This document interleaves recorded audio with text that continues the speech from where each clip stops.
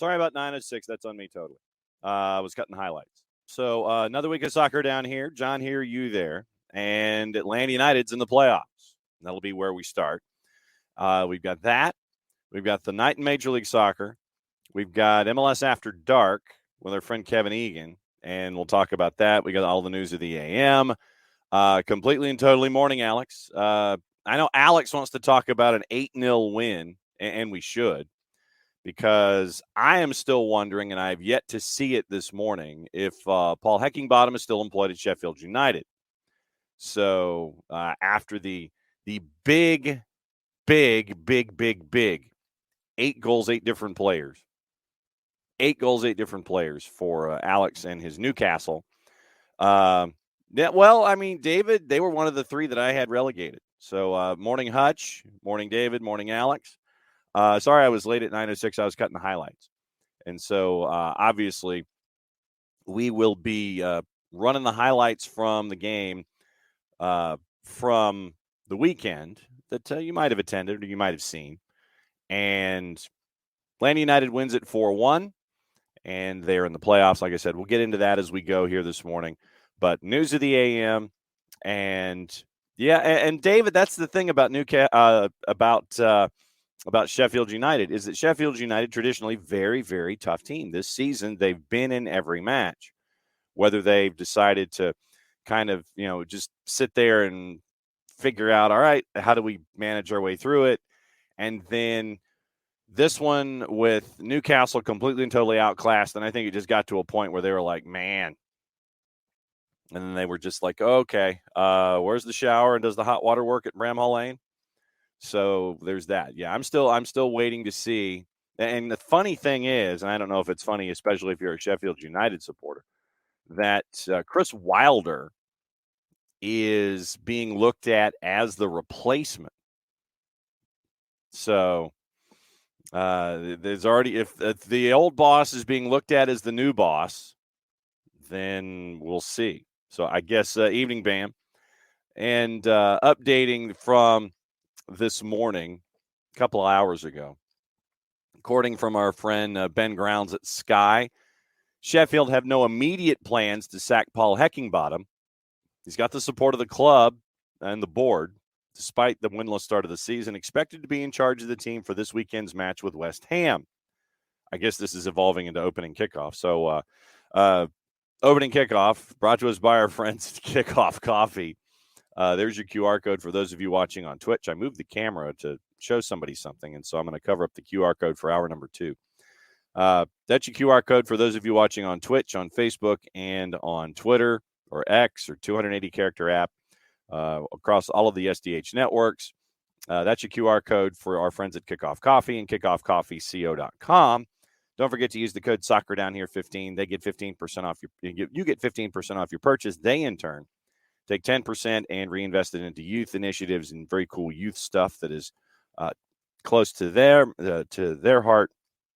Once again, our friends at Kickoff Coffee and kickoffcoffeeco.com. Let me take my hand down. So you might get 2 QR codes if you're not careful. But I guess we are.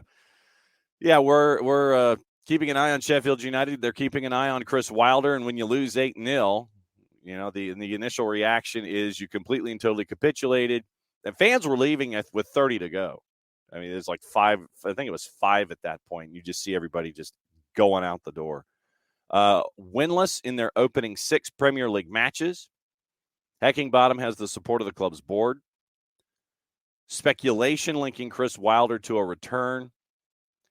But apparently, according to Sky, this embarrassing defeat will not change the board's position. When asked if he'll be the manager for the next game, Heckingbottom said yes, 100%. This might be a theme now by the looks of it. I can't answer any of that. The game, the players, my department, no problem. But things like that, you're asking the wrong man. Guided the club to promotion last year. And you do wonder if the shocking death of women's player Maddie Cusack had, any play in it from a mental standpoint. Cusack, honored before the match, passed away earlier in the week at the age of 27. Worked in the marketing department as well as being a part of Sheffield United's women's side.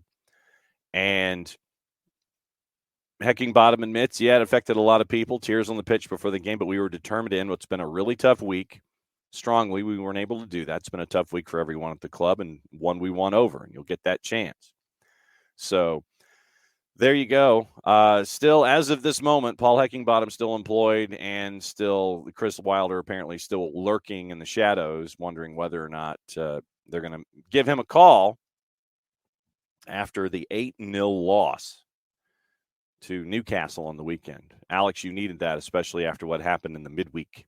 Definitely needed that in the midweek. The three teams that I had relegated at the beginning of the year were Luton, Sheffield, and one of a possible, I legitimately was looking, and Tom, I was legitimately looking. Good morning, by the way. Morning, Bam, and morning, Michael. I legitimately was looking at some combination of either Wolves or Everton. I really was. Prem and Proper will be out later this week, by the way.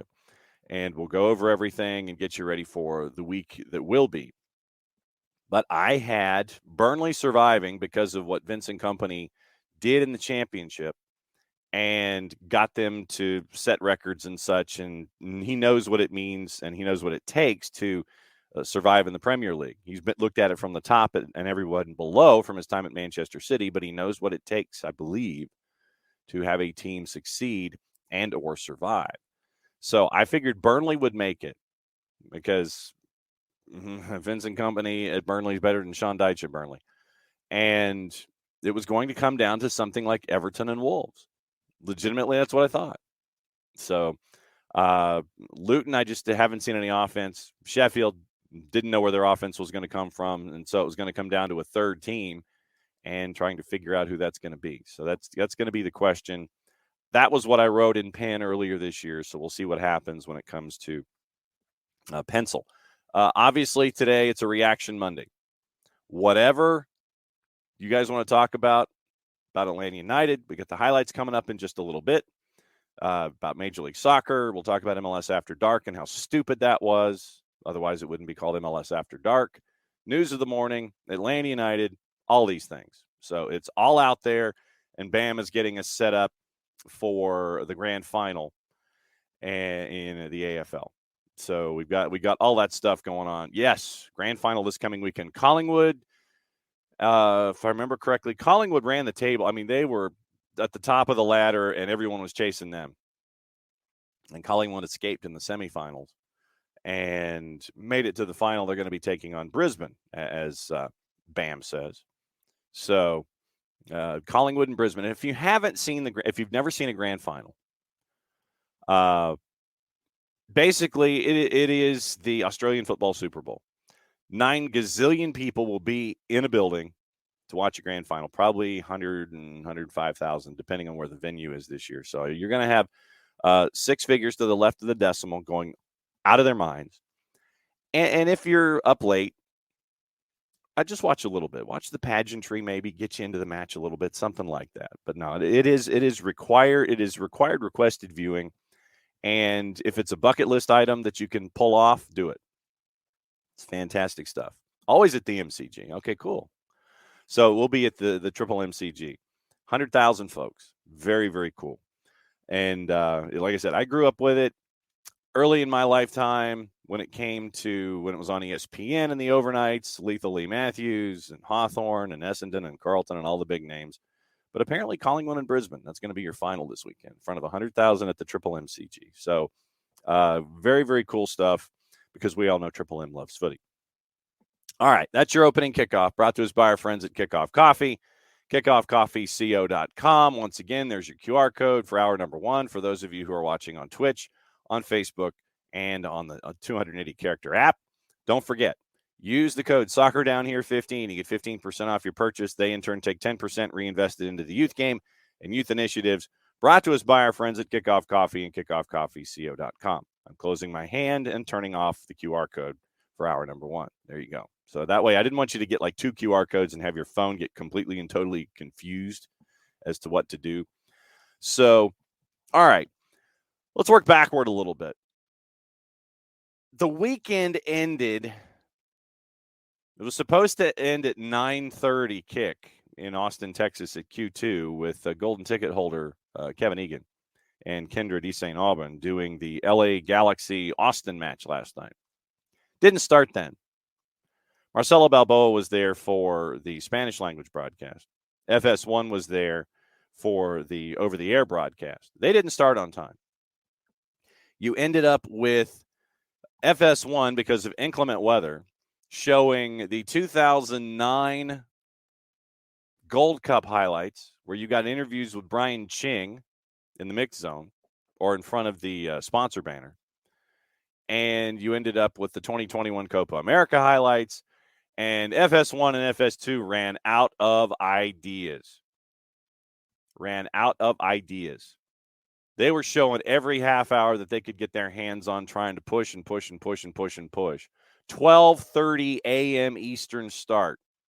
3-hour delay. So the match ended about 2:30 this morning. I imagine Kevin Egan is enjoying the fact that he and Kevin Patrick didn't have to answer an early alarm to get ready for Monday Night Raw. I imagine that Kevin Egan and Kevin Patrick are enjoying the fact that they have SmackDown on Friday and not Monday Night Raw tonight. 2:30 in the morning it ends-ish, because it went 90+6, I think. And the late game, once again, reinforces probably why Josh Wolf is on the hot seat. 3-1 lead, you don't close it out. 3-3 final on a dime that was thrown in at 90+4. 2 goals by LA Galaxy. Later than late. I'm horribly late. 90+4, 3-3 draw after having a 2-goal lead late. And so shared result. LAG gets a point. Austin gets a point. It doesn't help Austin at all as they're chasing after the 8-9 in the Western Conference. But 12:30 start, 2:30 a.m. finish Eastern time. So, yeah, you got your MLS After Dark. MLS After Dark, people. And that's what it was. All right. Once again, later than late. So there you go. All right, let's get into Atlanta United. Whatever you guys want to talk about involving Atlanta United, once again, we'll take the match in sequence and run through all the highlights courtesy of our friends at 92.9 The Game and the Odyssey app. Mike and Jason on the call. We'll talk about the twos also. Last two's broadcast of the regular season was yesterday afternoon, 2 o'clock here on the network. Atlanta United 2 lost to Columbus Crew 2, 3-2. Once again, the fight was there for the guys, but it was an early hole that they dug themselves into and had to dig themselves out of. And it was 3-2, scored with 10 minutes to go. David Mejia with a goal on the board. They couldn't get the equalizer. Finished the season with a 3-2 loss in Columbus. But first team. So first team, it was about you and 42,000 of your best friends. And early on, it was dominant from Atlanta United. And we'll go through all the numbers and SofaScore and all that kind of stuff as well. And we'll go through all the stats. But early on, 1-0, Atlanta United wasn't messing around. They certainly were not messing around. So here's your highlight for goal number 1, courtesy of our friends at 92.9 The Game and the Odyssey app. Here's Mike and Jason with goal number 1. It's repelled off the ball by Wiley. It's headed off the touchline by Broguillard, and then Wiley sombreros a forward to advance it forward, and now Josetu gives it back to him, and it's sent down the middle in front of center circle. Giacomakis driving in the head to Saba, trapped at the top of the box. Here's his cross, shot, Silva, score!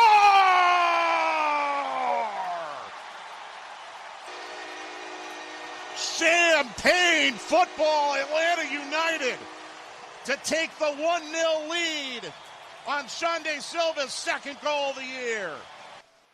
Activate the sell on now. Activate the sale. No more loan.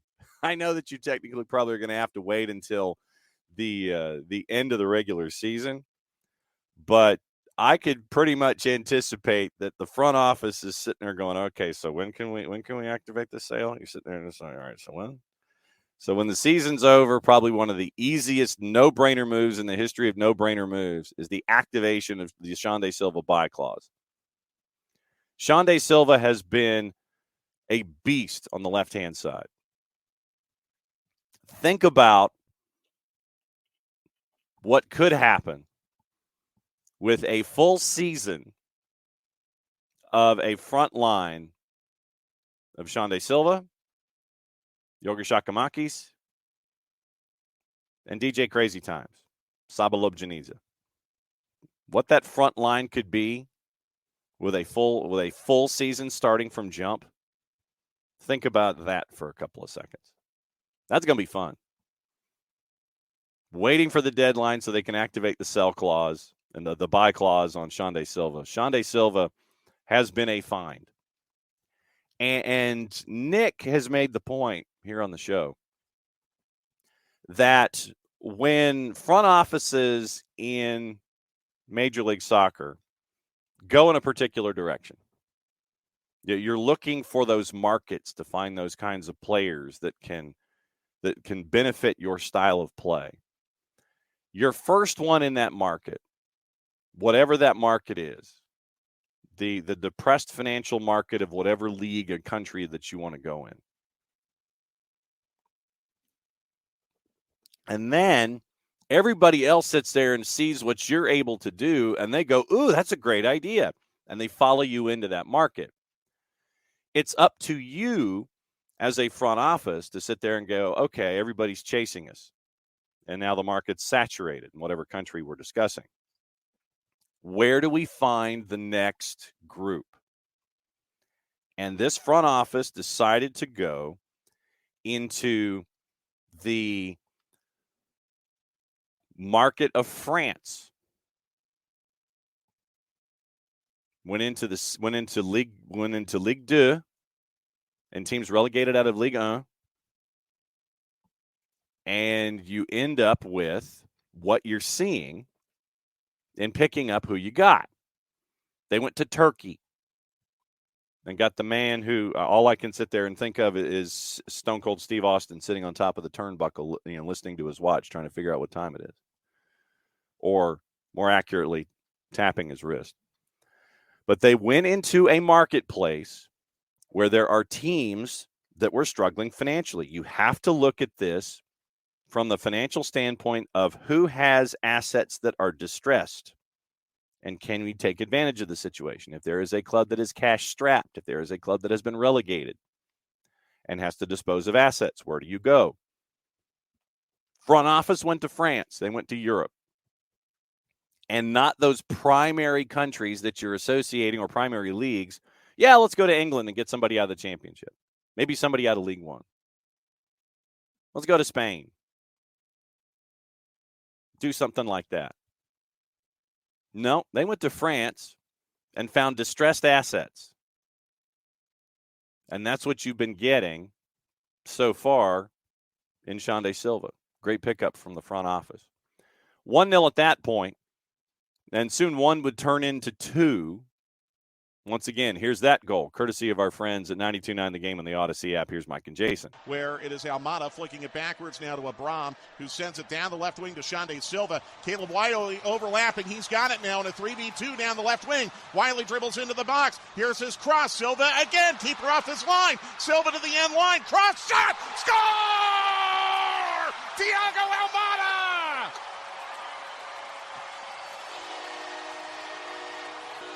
2 goals in 2 minutes. 2 goals in 2 minutes made it 2-0. And what we've seen with this bunch is you sit there and there's one goal. Then you sense the momentum, and especially because of what the 17s, what you have done in that building. Against Inter Miami, it was 3 goals in 8 minutes. In the matchup against Montreal, it was 2 goals in 2 minutes. So you're getting these goals in bunches, taking advantage of the momentum that is being created. And the 17s, I give you a lot of credit for this because you're right there with it. You're there for the push. And they need the third match in a week. They needed that kind of push early on. And you gave them that push. 2 goals in 2 minutes made it 2-0. Goal toward the end of the half by Alhamdi made it 2-1 at the break. I had initially said it was going to be a 3-1 final. I was close. Traditionally, the Velvet Driving Slipper Lock of the Week is a 2-1 win, but I figured it would be 2-1, then you'd get a chance, and then the game would get stretched. Atlanta would end up getting a third. I didn't count on them getting a fourth, but I figured it would be a 3-1 match. So, John, you ask, how did that turn into a 3-1 match? Well, here's your answer, once again, courtesy of our friends at 92.9 The Game Major League Soccer on the Odyssey app. 45 yards off his line, Sirois settles it and hands it off now to Waterman, who will pitch over the top for Lapalainen. Flag down again as it rolls to the end line. Lapalainen cut back cross, shot by Hamdi, score. Was it onside? That will be the question. But at the moment, the goal stands, and it's 2-1. Okay, so I cut my out of sequence and I mislabeled. So I cut the wrong goal. That's 2-1. It would get to 3-1. And maybe I'll find the 3-1 goal before I destroy the highlight package again. So that's the Alhamdi goal that made it 2-1. So 2-1 turns into 3-1. And how does 3-1 turn into 4-1, John? Well, if John cut the right highlight, this would be the last goal of the match. Once again, courtesy of our friends at 92.9 The Game, the Odyssey app. Here's Mike and Jason. Blocked off the back of Tyler Wolf, who then dribbles out of traffic, down the far touchline, and will play a long diagonal that's going to connect. And here's a 2v1 coming down the right wing. Mascara and Almada. Mascara down the middle. Ahead to Almada, right side of the 18. Cut back cross. Mascara. Shot. Score! Atlanta United is going to the playoffs! We are so back! 9 goals in their last 2 home matches. Atlanta United knocking on the door maybe of home field advantage in the first round. They're going to take down Montreal tonight 4-1. And they did take down Montreal 4-1. That was your final score, even though John miscut the highlights. But looking at the numbers for Atlanta United in this match, and I thought I clicked on the right button, but no, it's a Monday. I clicked on the wrong button. What a surprise. What a surprise. John clicked on the wrong button. Who knew? So here's your numbers. Atlanta came into the match at a -175. Your draw was a +320. Montreal came in at a +475. No real surprise. Atlanta average number on SofaScore was a 7.14 in output. Brad and the back line were all 6s. Brad and Caleb a 6.6, Luis Abram a 6.7, Miles a 6.8 with a yellow card, and Brooks Lennon a 6.9. Tristan Muyumba had a 6.8, and I think that Muyumba gave you everything he had in the last week, and maybe even a little more than that. Mateus Osechu, a 7.3 on the day, and let me give you Mateus's numbers, and I think that we have found something with Mateus Osechu and Tristan Muyumba. 89 minutes swapped out at the end, 93 touches, 79 of 83 passing for Mateus Osechu at a rate of 95%. Had his one long ball, had his one shot on target, 1 for 1 on his dribbles. 5 of 8 winning ground duels. Didn't win his duel in the air. So 5 of 9 overall, but 5 of 8 on the ground. 4 tackles and 2 dribbles. So that's what you got from Mateus Osechu, who is paired now with Tristan Muyumba, and you look at that matchup and you look at that pairing and you sit there and go, okay, there's yin and yang there. They really do fill each other's spaces when it comes to duty and things in the midfield. Saba, a 6.8. Saba's numbers in 71 minutes. Had the 1 assist, 31 touches. 31 touches for Saba on the wing. 20 of 21 passing, 1 incompletion, or 1 not directed the way it was supposed to go pass. 20 of 21 passing from Saba. 2 key passes, 1 big chance created, 1 shot on target, 1 shot blocked, 1 big chance missed, 1 pick and a dribble pass. So Saba, 20 of 21 passing on 34 touches.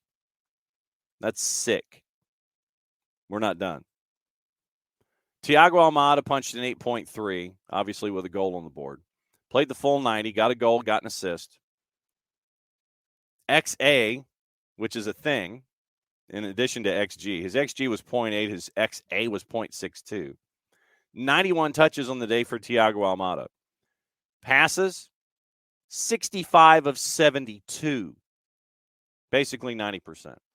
5 key passes, 1 cross, 7 of 8 on long balls. 7 of 8 on long balls. 1 shot on target, 1 blocked. 2 successful dribble attempts in 5, 3 for 9 on the ground, fouled once. So that's Thiago's numbers on the day.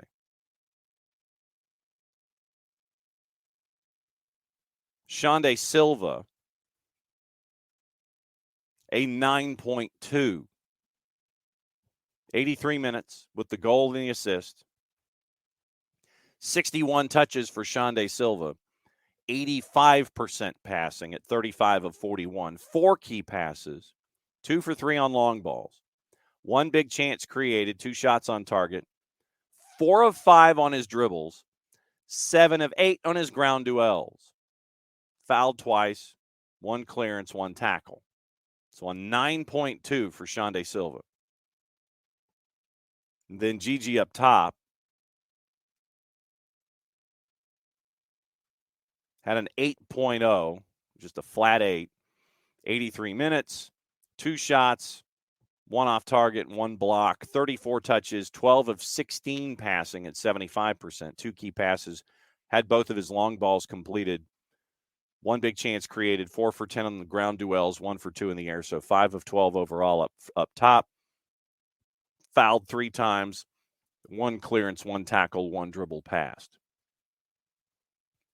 So that's what you ended up with for Atlanta United individually. I want to get into the subs here coming up in just a sec.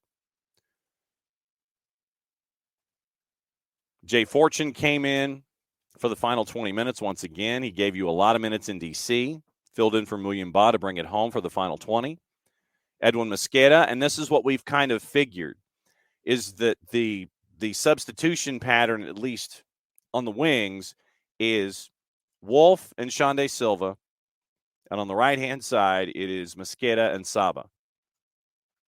So you end up with Mosqueda at a 7-3 in 20 minutes. Tyler Wolf came in for Xande Silva and gave you 10.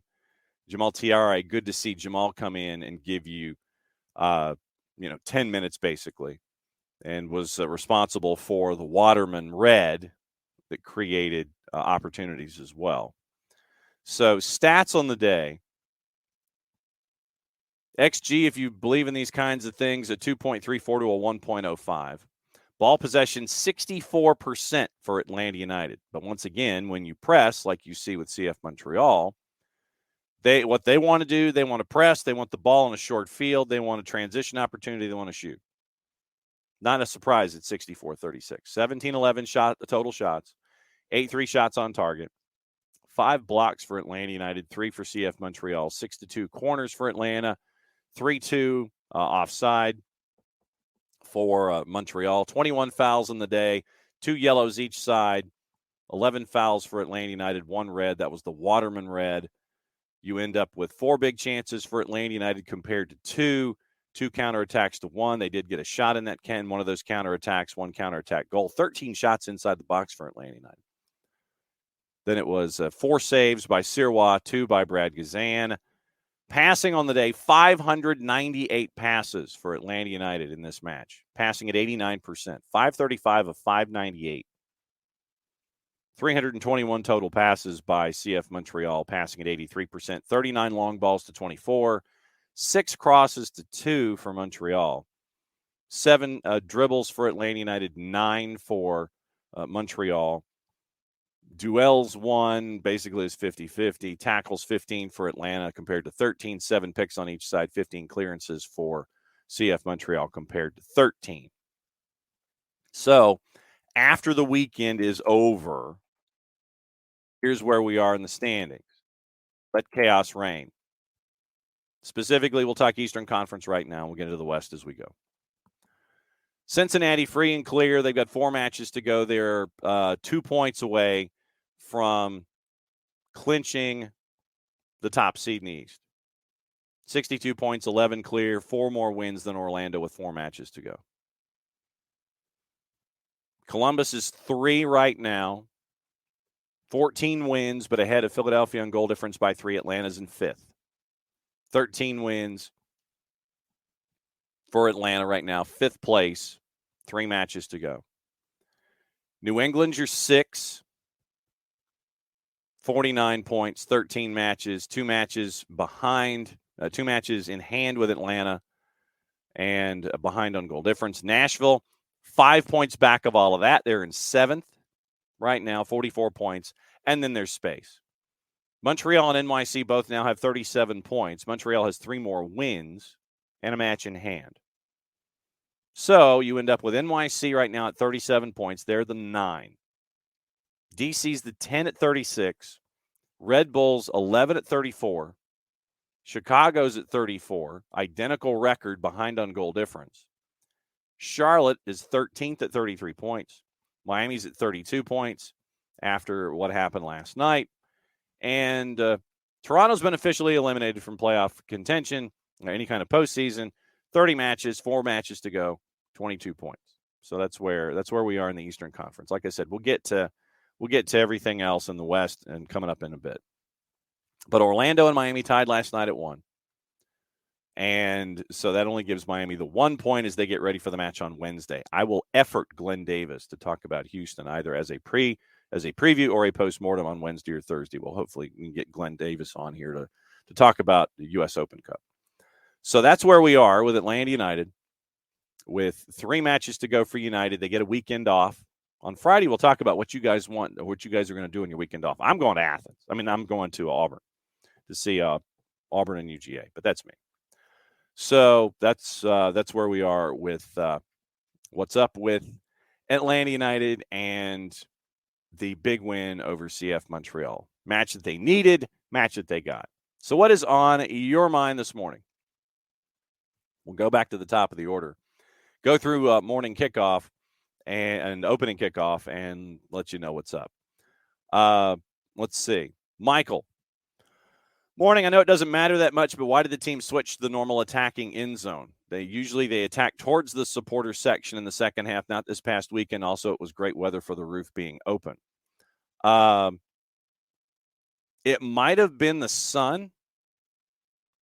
So that way they let's see. So if they're attacking toward the supporter section second half, yeah, I think because the sun was coming through those windows. Like I said, Michael, this is just my theory. I have no background or knowledge on this whatsoever. But late in the day, the sun was coming through. Maybe it was annoying. You let the folks let Montreal be annoyed in the first 45 minutes. Great weather for the roof to be open. Absolutely. Loved it. As we were discussing at opening kickoff about Sheffield United, at least there's one team Everton might be better than. Might be 2. Both Sheffield and Luton. Alex, Newcastle had a rough start to the season. When you look at the 3 losses, turns out that it was to the current top 3. Absolutely. Then Tom on Everton, Jack Harrison nearly fit may start the cup game coming up. Michael Head, Matt showed again the front office did a great job in the summer window. Job well done. And like I said, you're looking in areas, and I know that Bam made the point about Denis Bouanga and France. But you're looking for areas. You now, because of where Major League Soccer is, you got to zig because, you've got to zig when everybody is zagging. Or you got to zag when everybody's zigging. I forget which one it is. But you've got to go a different direction because of where people are lining themselves up. Hey, that's a great idea. Let's go there too. And so you've got to find the next frontier. And so for Atlanta United in bulk, it was distressed assets in France and the Turkish league. And going to the team at the bottom of the table in the Turkish league in Hatayspor and grabbing Saba from them.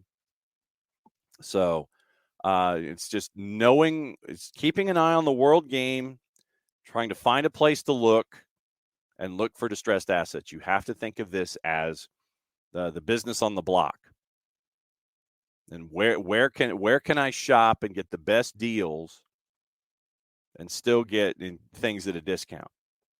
So that's what you're looking at. You're looking at those distressed assets in those parts of the world where folks aren't necessarily shopping as much. And like I said, I know that Bam was mentioning Denis Bouanga as well. So The French market, maybe this was a one-year deal, and you got to find the next one after that. Parzival says that the app says it was played today. Secretly glad it was Ted Uncle that it happened to. Yes, overnight next day delivery for Major League Soccer Pars. Speed of the ball from Gigi to Saba was insane.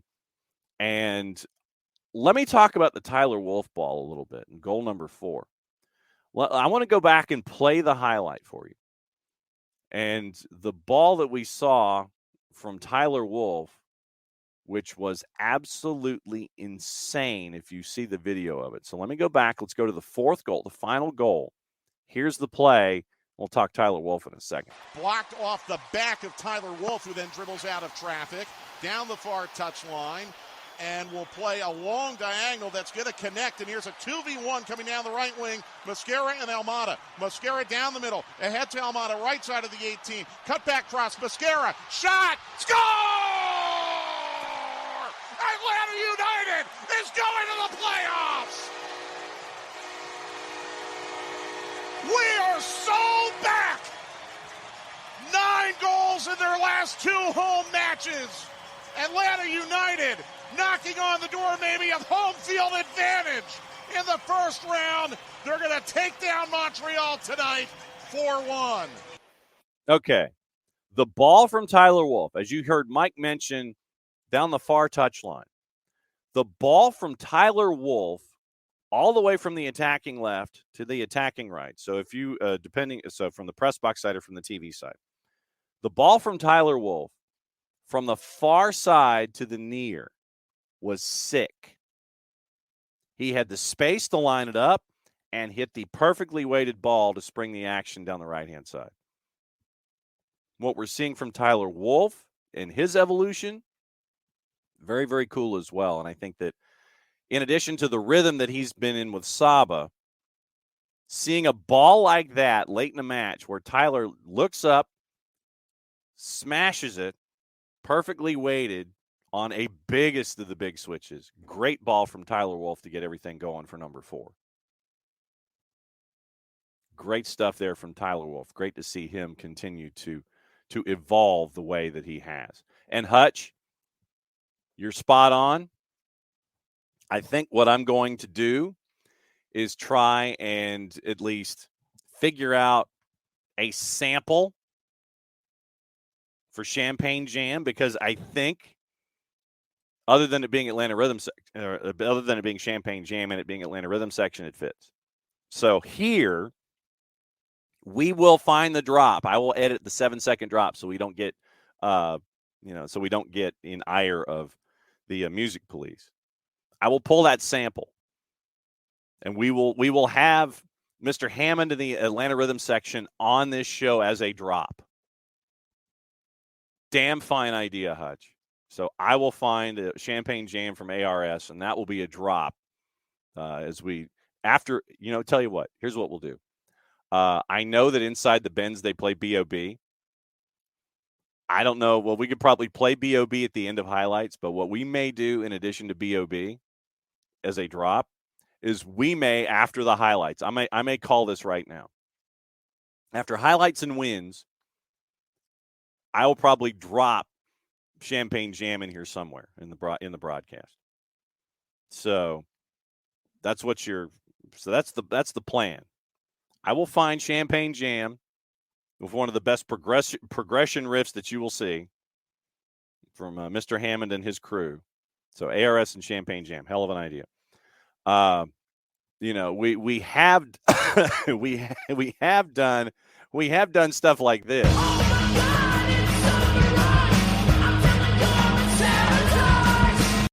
So along those same lines, we will do that with Champagne Jam, and we'll work our way forward. I know that you guys are looking at players.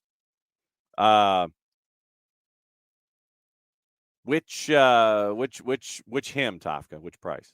So which dude? Tafka, new wingers are 5 goals, 5 assists in less than 700 minutes, and 4 of the assists are not to each other. That is insane output. That is 100% correct. Absolutely. And there's the point with Bam and Bouanga and LAFC. Morning, Ricky.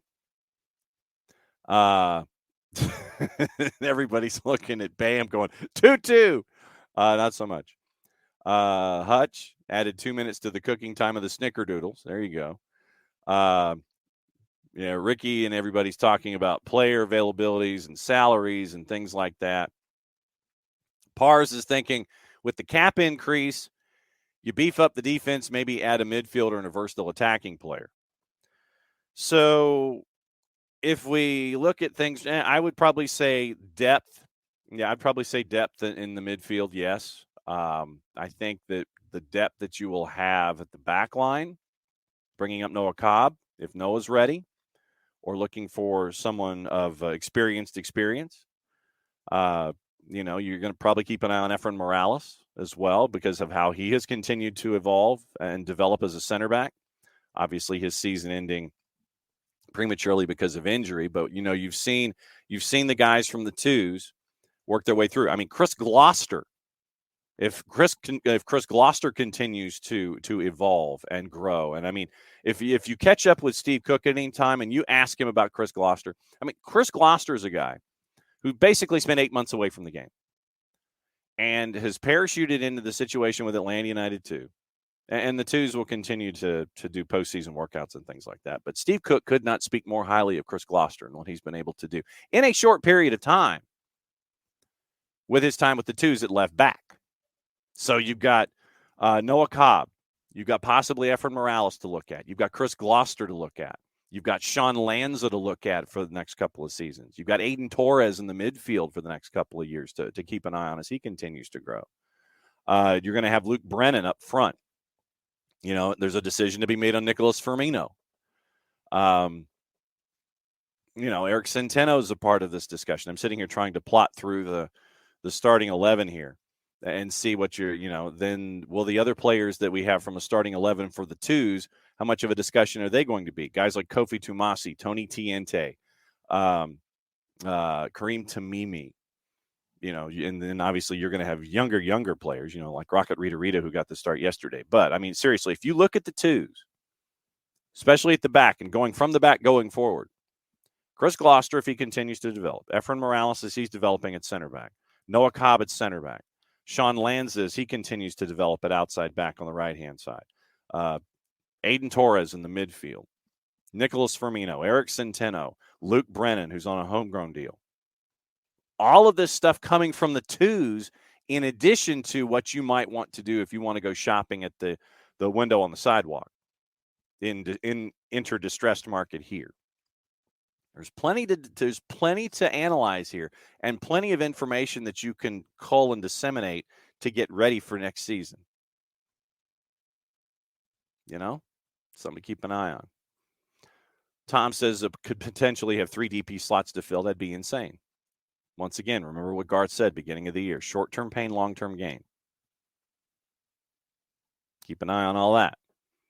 I think Derek was a 1-year deal. And Jai, thanks for coming on. Glad you're here. Yeah, Miami-Barcelona ties.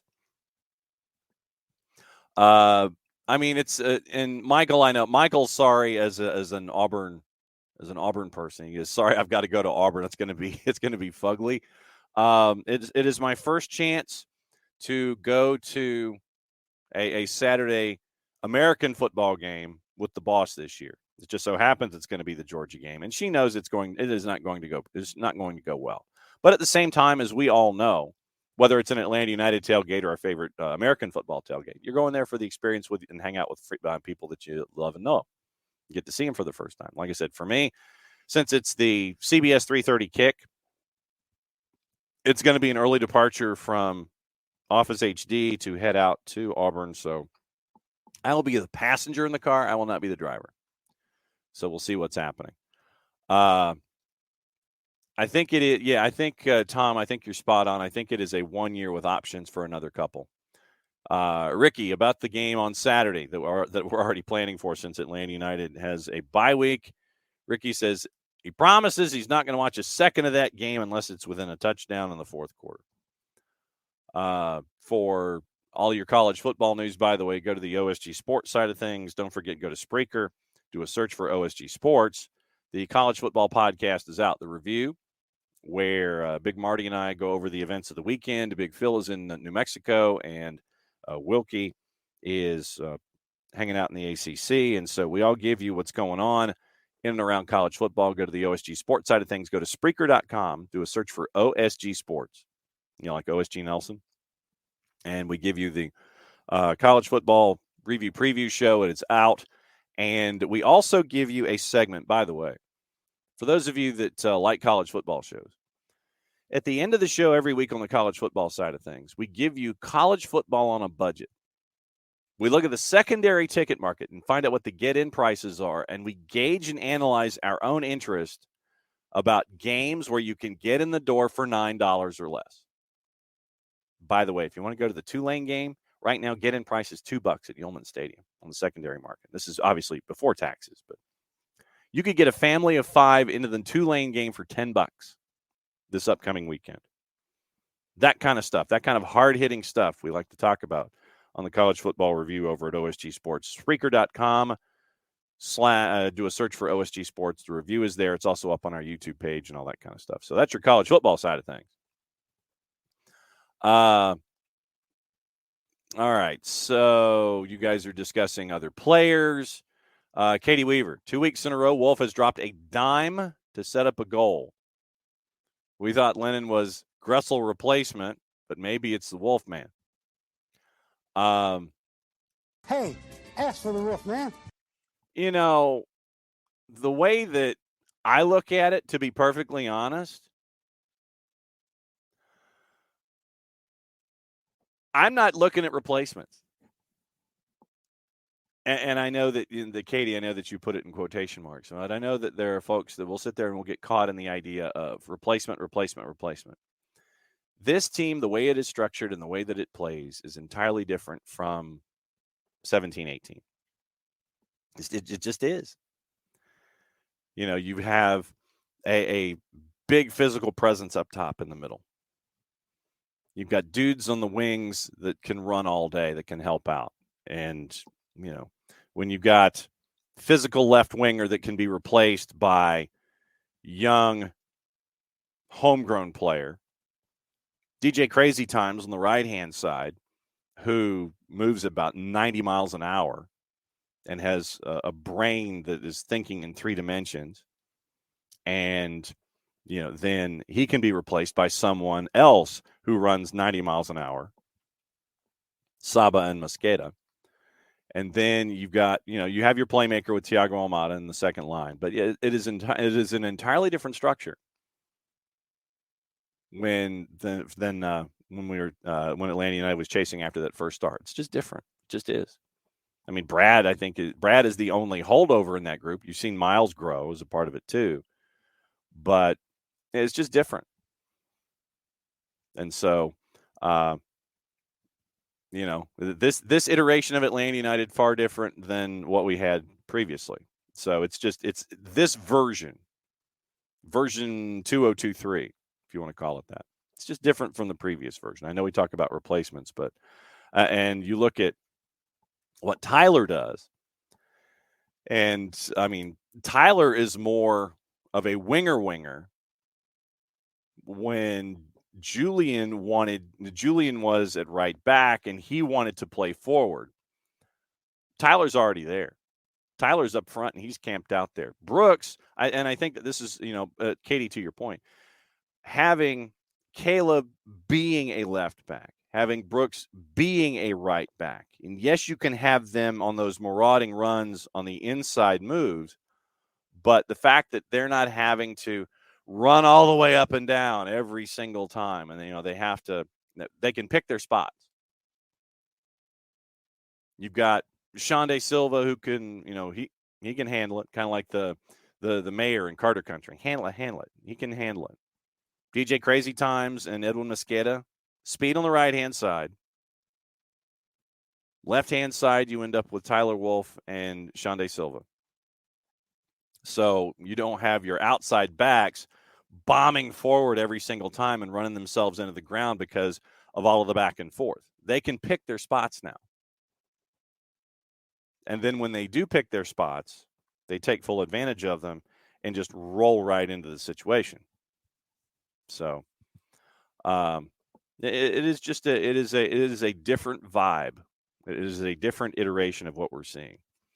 And so I'm writing down the other music suggestion for Little Feat as well. Yeah, and I will have them all in the library. So I've got to find Mr. Hammond and ARS, Lowell, George, and Little Feat. So yeah, they will be in the drop section when it comes to wins and things. Bam says Owen will be a better player than Tyler if he leaves Austin and gets away from his dad being a coach. That might be a very good idea. And honestly, Josh might be leaving before Owen does. Katie, realistically, how long is Caleb with us? Could see him moving this winter, though. Bella was a cautionary tale. Correct. And you know that folks will be chasing after Miles, and Miles's situation will be one that will be monitored. You know, it's like if he wants to talk about contract after the season, fine. Doesn't want to talk about it now, hey, focus, do whatever you need to do. But Miles will be a question in the offseason. Caleb on the left-hand side, you know that there's going to be phone calls. And the question is going to be, well, what's it worth to you? Or does Caleb want to continue to grow as a part of Atlanta United and Major League Soccer and then move on? It's like, how long are we talking about here when it comes to the world come a-calling and Caleb Wiley wanting to punch his passport? We'll see. Kefsey, Miami was bad. Orlando should have finished it off. Let me get to that lineup last night just so I can because I saw Schlegel kind of blow through Joseph at one point. See, now that's funny. Okay, this is funny. You go to MajorLeagueSoccer.com, they list Austin and LAG as a today game because it started at 12:30 Eastern time and not a game that was, supposed to kick off at 9:30 last night. Didn't. Kick off at 12:30 this morning, so Major League Soccer lists it as a today game. That's thinking. All right, Orlando and Miami at Exploria. Let's take a peek at the lineups here and what we had last night. For Miami, Calendar and net, and the back line is kind of what it's supposed to be when Jordi Alba's not involved. Noah Allen on the left, Krivtsov, Avilas, and Yedlin. You can run at that. You can run at Krivtsov. You really can. Midfield, Taylor Kromoski, Arroyo, and Ruiz. And then Joseph and Leo Campana up front. Okay. So no Messi, no Busquets, no Alba. And that's what it looked like. The bench last night, McVay, Ulloa, Miller, Kamal Miller, Stefanelli, Saylor, Lawson Sunderland called up from Inter Miami 2, Farias, and Robbie Robinson. Okay, so that's what it was like last night going up against that lineup. McGuire got a goal last night for Orlando, and you end up with Ruiz getting a goal in the 52nd, McGuire getting a goal in the 66th, and that ends up being a 1-1 draw. So Miami focusing on Wednesday, as they should. And Ricky, to your point with Katie, yeah, Caleb will want the right move. And I think that's spot on. Wiley. Kickoff procedure. Referee tosses a coin. Team that wins the toss decides which goal to attack in the first half or to take the kickoff. Depending on the above, their opponents take the kickoff or decide which goal to attack in the first half. Team that decides which goal to attack in the first half takes kickoff to start the second half. Second half, the teams change ends and attack the opposite goals. IFAB, Laws of the Game, page 81. Wiley, do you have the Laws of the Game? Do you have this book in your library?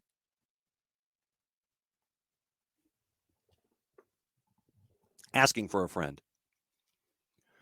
Hutch will take both of them doing dime deliveries. Absolutely. And and Jason did take the discussion about the hashtag replacement stuff.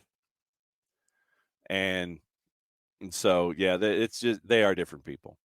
So here comes Rich. Here comes Rich from the top rope, wanting to get into the discussion with Bam about the LAFC Philly match, about being played in a hurricane or a tropical storm. LAFC didn't want to play. Bam says, nope, there was something falling from the sky that they don't get in Los Angeles that threw them off. So there you go.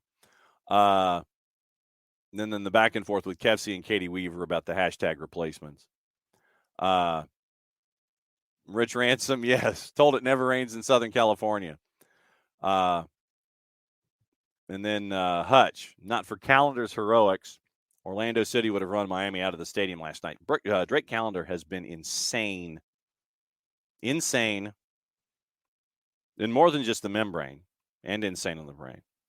Thank you, Wiley. Excellent. So Wiley has given us the coin flip law for required reading today. And so for those of you who are in the Twitch pitch, he's given the link to the IFAB note and Google the PDF. So there you go. IFAB, Laws of the Game documents. There you go. And in the Picks of the Week in the Discord, and if you are not involved in Picks of the Week in the Discord and would like to, please request it for those who are in charge of Picks of the Week in the Discord, who can run you into a part of that discussion. But Will apparently picked AEK over Brighton at a plus 968 and won the week. I mean, AEK over Brighton, that's Matias Almeida and Orbelín Pineda. And when you sit there and it's like, oh, man, I forgot that was the location sensation for Matias Almeida, that he is at AEK Athens, and he has brought his brand of chaos to the Greek league. And Will won the week because of that move. They actually took a rocket engine to the Hunt City game to wrap up the week and wrap up their season. Great season for our friends at Huntsville City and for Jack Collison. We'll try to catch up with Jack here in short order to kind of do a bit of a season recap about what it's been like his first year there in Huntsville City, being a part of something being built from the ground up. So I've got to add Jack Collison to our guest list. Later today, we're going to catch up with Matt Lowry at the Academy. That'll be a 1v1. That'll be posted to the network a little later on. And also this week, we're going to catch up with one of the new franchises in the NPSL in Wisconsin. So we'll get the word going on up there, and we're still obviously going to be chasing all of our interviews that we have on the list.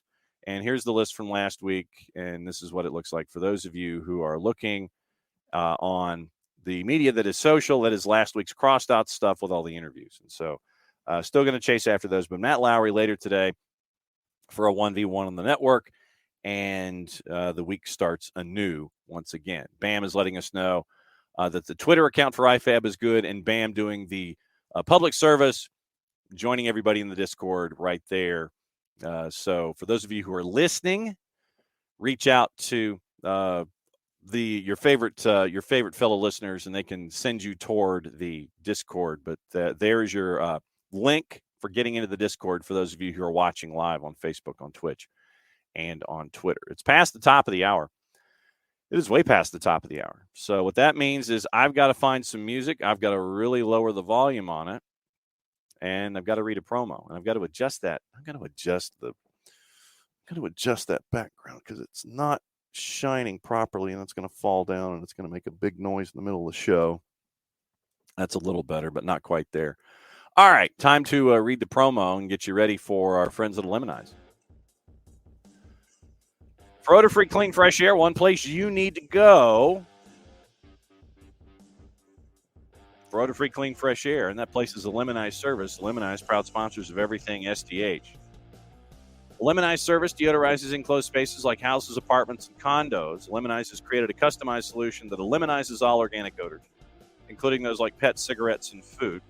Realtors and property managers use a Lemonize service to eliminate bad odors to help them sell or rent their homes that much faster. It's a turnkey process, and like I said, I don't know what it is. It sounds good. I've looked it up. I still don't understand what it is. I guess because I've been under one roof for more than 10 years now. But apparently, They offer a turnkey process. Makes it easy to work with realtors and property managers. Like I said, I've looked it up. I still don't understand what it is. Lemonize service kind of the environment. That I do know about. Offering a green way to get rid of odors without any kind of toxic residue whatsoever. Different than Febreze or other masking agents that you may have either under the sink or above you in the cupboard, because when you reach under the sink or above you in the cupboard and you bring out that masking agent, in whatever room you wish to spray the masking agent in, you spray the room. There's a reason they call it a masking agent, because you're just masking the odor. You're not attacking the problem like our friends at a Lemonize service do with their proven scientific formula. Pricing very, very easy, either by the cubic foot or parts per million, to come up with a price that's affordable for you as the odors are destroyed down to the molecule. Offering results in 24 hours or less. If you have any questions, frequently asked or otherwise, one place you need to go, it's their website. But do us a favor here at SDH. Once again, QR code over my left shoulder. Lemonize.com is the website, but after the .com, and this is where I grab my pen, go /Atlanta, so they know what part of the world that you are addressing them from, so they can help you with your issues. Lemonize.com, ELIMINIZE.com /Atlanta, Lemonize.com /Atlanta. Lemonize.com, proud sponsors of Everything SDH on a Reaction Monday. Reaction Monday. Whatever you guys want to react to about, that's what we're here for. Atlanta United in the playoffs. Don't know where yet. 3 matches to go. They're going to be watching on a rare weekend off. A rare weekend off. That's all I said. That's why I am going to Auburn with the boss, so I can hang out with the boss and eat a lot of food. Get up early Saturday morning after Friday night football. The American variety. By the way, it is North Paulding and Walton, for those of you who are of the high school football watching variety. On GPB, gpb.org, the GPB Sports app, all the social media for Georgia Public Broadcasting, and all of that stuff. So that's where I'm going. Let me know on Friday. We'll take a bit of a poll, an informal poll. What are you going to do with your non-Atlanta United day? I know a lot of you will probably be watching other leagues around the world, as you should, and continuing the gnashing of teeth over early season lack of form. So we got that. Rich, Union 2. Now, here's the question. Union 2 makes the MLS Next Pro playoffs. Rainy day away at Montclair at Red Bulls 2. Win, and you two were in. It was a beautiful day. Let's get into what happened in MLS Next Pro before we get it. Like I said, whatever you guys want to talk about Atlanta United, Major League Soccer, other leagues around the world. We got news of the day. We got Major League Soccer to go through, all that kind of stuff. And Ricky is explaining turnkey to me, so we'll get into that too. Our friends at MLS Next Pro. Now, Rich, my first question for you is: did you have to change out your rain gear because of the LAFC match? I hope you had multiple sets of rain gear, because then you said you were turning around and going to Montclair to watch MLS Next Pro. MLS Next Pro yesterday, we talked about Atlanta United 2. 3-2 losers to Columbus Crew 2 at historic Crew Stadium. So here is the final seeding for who's in each conference. Crown Legacy's 10 points clear. Revs 2 are second. Crew are third. Red Bulls fourth because of that loss to Philadelphia Union 2. OCB fifth. Jacqueline, your Golden Boot winner, at 19 goals this season for OCB. Fire 2 with their win over Huntsville. Basically, it was which one of you is going to win. The winner of that one, whichever one of you is going to be, was going to be the one that would advance in the postseason. Chicago went to penalties, won in penalties in Huntsville, got the advance. Philadelphia Union, with their win over Red Bulls, are in. NYCFC 2 is not. And so that's your 1 through 7. In the West, Colorado Rapids 2 got off to an amazing start. Then they kind of hiccuped their way through the final 6 weeks of the season. 9 points clear of Tacoma. Sporting Kansas City 2. Austin FC 2. Los Verdos, as they call them in Austin. Great. That is a great name. All Caps 2 is in 5th. Earthquakes 2 are in 6th. Dynamo Dos are in 7th. First round matchups get to be determined this week. Rapids edged out Crown Legacy on goal difference. They both had 66 points. But the Rapids, identical records of 19-4-5, won on goal difference. And so everything will go through Colorado and the University of Denver. But the fun part, once again, this is the goofiness of, I know, Ricky, yeah. Rapids 2 are the best team in MLS Next Pro. The Rapids themselves are the worst team in MLS. Who knew? Rapids 2, everything's going to go through that. Now, tomorrow, you're going to get your schedule. And the postseason schedule in MLS Next Pro is weird because the first seed gets a bye. So Crown Legacy and Colorado, they get the chance to kind of sit there and chill for a minute. 2, 3, 4, 5, 6, and 7. 6 teams left. The 2 seed gets to pick their opponent and host that team in the conference quarters. So if you're sitting there and you're thinking, maybe I'm liking playing against this team. The 2nd seed gets to choose their opponent. And then the 3rd seed gets to choose from the rest, and the other 2 teams that are left will play each other. It's like being picked last at kickball. And then the higher seed obviously is going to host.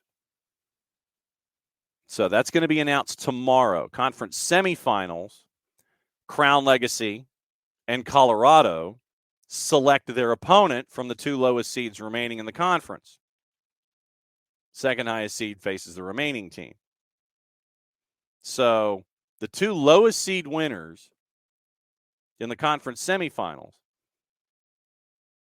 gets chosen by the 1st seed, Crown Legacy or Colorado Rapids 2 in the semis.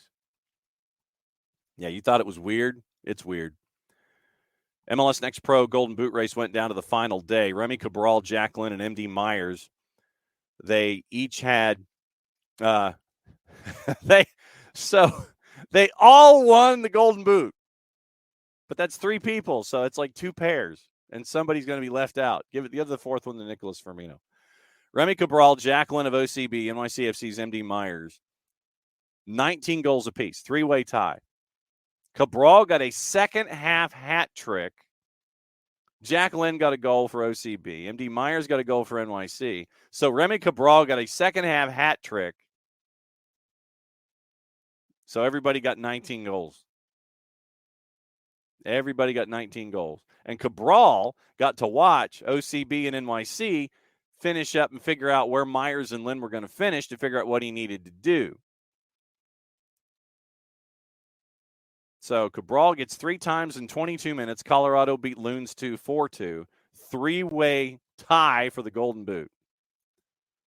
No surprise, North Texas also relieved Javier Cano of his coaching duties. It was a rough season for North Texas as they end up with not making the playoffs. They were part of that big group in the Western Conference that did not make it. So Golden Boot, 3-way tie. Nicholas Firmino, fantastic season, 16-6, midseason MVP for MLS Next Pro. But great season for Nicholas Firmino, and the playoffs and the playoff seeding and the playoff matchups will be named tomorrow in MLS Next Pro. It's weird. So, okay. Parzival wanted to know about the Discord. So Parzival hopefully can get into the Discord now. So Ricky lets me know about turnkey because I still don't know what this is. He goes this way. Turnkey equals you don't have to do anything more than turn the key and go in. It's immediately usable afterward. Realtor sells you a turnkey house. You don't need to do any repairs or maintenance. It's ready to be lived in. So Ricky says he's probably going to Ellijay or Blue Ridge and go apple picking. And go to Mercier and get some wine too, maybe. Hutch, all your left wingers belong to me. Exactly. Shante Silva. That is exactly correct. Rich does admit there was a second rain jacket brought, as it should have been. Yeah, they may, yes. The MLS Next Pro playoffs make no sense, but we'll find out who plays who tomorrow. Rest of Major League Soccer on the weekend had its bouts of mass hysteria. And the funniest thing, you click on the schedule for Major League Soccer, and the first thing it gives you is the match from today. Austin and LAG tied at 3. It ended at 2:30 this morning. That is very, very slick packaging by Major League Soccer. Yes, technically it was a today game. I give that to you. On the weekend, we talked about Atlanta.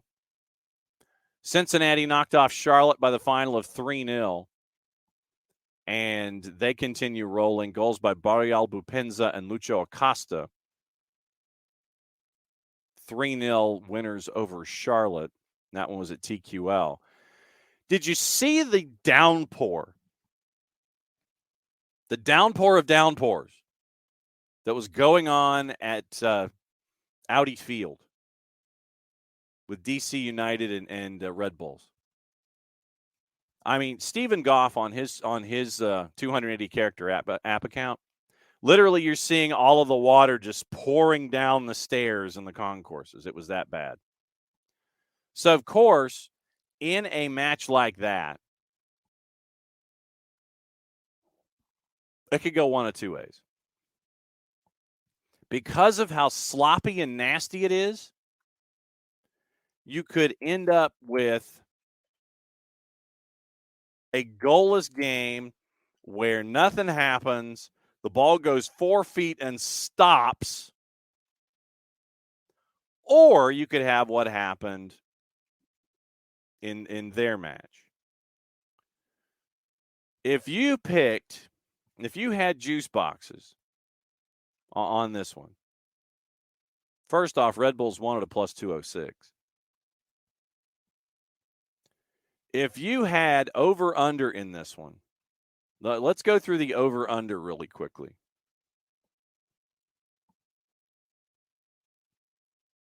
Over-under in this one. All right, so we'll start at a manageable number, 3.5. DC really doesn't score. Red Bulls maybe will score. Over-under at 3.5 is a plus 279. Literally, it flipped at 2. 2.5 is when it turned. 2.25 is when it turned, technically. 2.5 is a plus 124. 3.5 is a plus 279. I'm still going. 4.5 is a plus 654. I'm still going. 5.5 is a plus 1410. And the highest you could get in the composite, courtesy of our friends at Odds Portal, was 6.5 at plus 2,800. And we weren't even done. 8 goals on the board by the time they were finished in that monsoon and that slosh pit that was Audi Field. If you had juice boxes and you stared at those conditions and you went, okay, defense is going to be on their heels. They're going to flop down and they're going to get all nasty and wet and it's going to suck and it'll be an offensive showcase, you would have made out. If you had some juice boxes in the back of the fridge and you sat there and said, you know what, I'm going to put the total, I'm going to go over 6.5. And our juice box purveyors probably looked at you and said, why, yes, thank you. We will take that. And then after that 7th goal, you sat there and went, yes, then I'll take that back. Oh, they're not done. Oh, thank you very much. 8 goals, DC and Red Bulls. 8. 8, I tell you. Omir Fernandez in the 17th. Benteke gets a natural hat trick in the first half. Fernandez got 2 in the first half. Harper gets a third at 45 plus 5 to make it 3-3 at the break. So Benteke, a natural hat trick for DC in the first half. 3-3 at the break. They weren't done. So if you had 6.5 and you're going, okay, it's looking good for me at the end of 45. Sean Nealis puts you over the top with 30 to go. 4-3.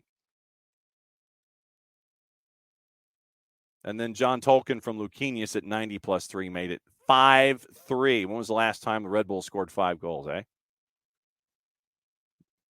5-3 final. Philly and LAFC, Bam and Rich going at each other for a goalless draw. Chicago and New England, a 2-2 draw. New England, they've got Tab Ramos as an assistant. Clint P.A. is a great coach. They better activate the buy-on for Shankali. Shankali scores. Gutierrez scores a minute later. Gaston Jimenez scores. Carlos Hill scores 5 minutes later, 2-2 draw. But yeah, you better pick up Shankali's option right now. 2-2 draw. Like I said, I don't know what's up with New England. Nobody knows what's going on behind the scenes. But but apparently we've all got to focus on stuff and not stuff like this.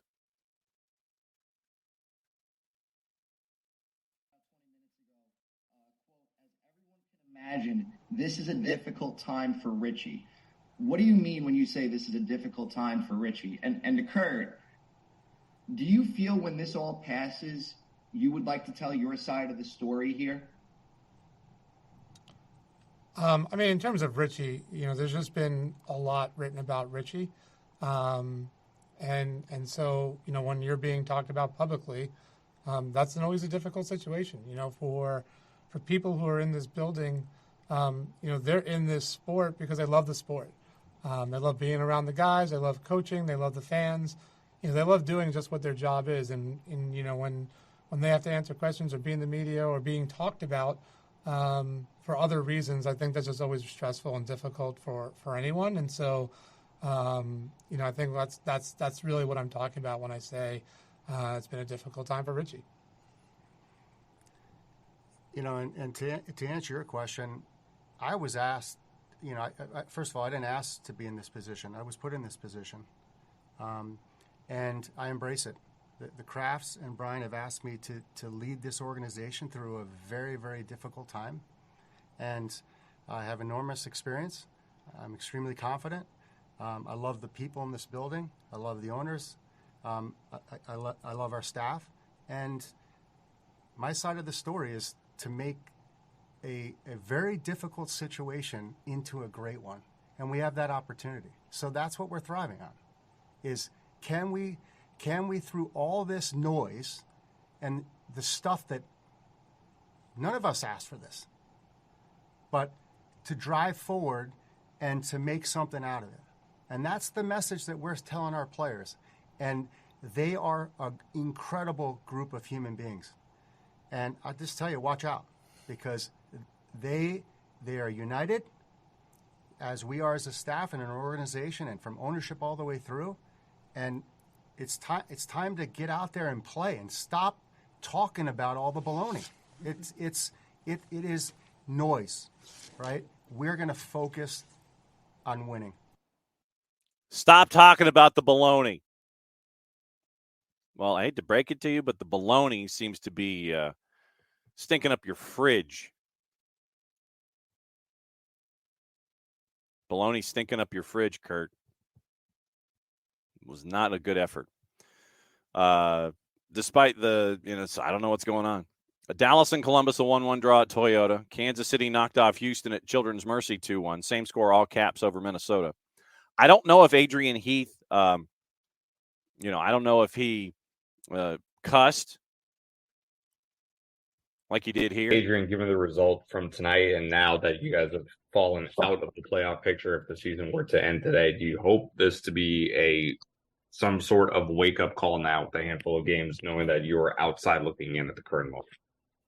Well, we just, obviously, you can imagine what the dressing room's like. There's a lot of angry people in there and a lot of people saying one or two things. And I don't think, we've been in this position before, but it's gone to the last game. I said weeks and weeks ago, I wasn't trying to be smart, or you just look at everybody's fixtures. We have 3 home games. Mm-hmm. If we win 2 or maybe even win 3, that would be more than enough to get us in the playoffs. So it's still in your own hands. There are enough points to play for, but we can't keep doing the same like we're doing at the minute and expect to get different results.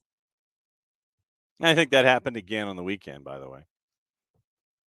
It's all caps 1-2-1 at Allianz. RSL beat Vancouver 2-1. Portland beat Colorado 3-2 as Colorado continues to chase after Wooden Spoon. San Jose and Nashville 1-1. And NYC and Toronto was supposed to happen Saturday, to Rich's recollection. But there was a bit of a problem. NYC had a water main break at a stadium that's not even theirs. Red Bull Arena had a water main break, so the Saturday game had to be pushed back to Sunday. Third different venue in 3 matches for NYC. Yankee, City, Red Bull. Red Bull had a water main break. Got pushed back to Sunday. Probably helped out the turf. But, yeah, not happening. So you end up with a 3-0 win on Sunday for NYC. And then the Orlando-Miami draw, and then Kevin Egan, who might be just waking up after the 3-3 draw last night. We got a lot of stuff in that. We got a couple games in the midweek. We've got Open Cup midweek. We've got Campeones Cup midweek, Philadelphia, Dallas, Colorado, Vancouver. So we'll have a bit of a truncated midweek whip around. We mentioned what's going on. Western Conference, we haven't gone over their standings yet.